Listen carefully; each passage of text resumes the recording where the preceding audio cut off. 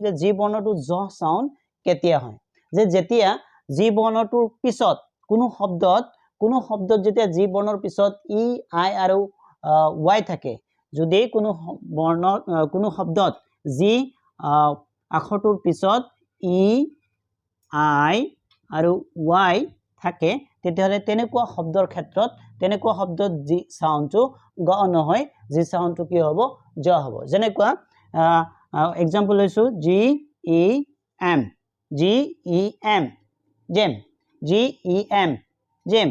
এতে চাব জিৰ পিছত কি হৈছে আই ই হৈছে সো ইয়াৰ উচ্চাৰণ সাউন্ডটো হৈছে জি সাউন্ডটো হৈছে জ গ নহয় কি হৈছে জ হৈছে আন এটা এক্সাম্পল লৈছো G E N T L E gentle এতে চাব জি বৰ্ণটোৰ পিছত ই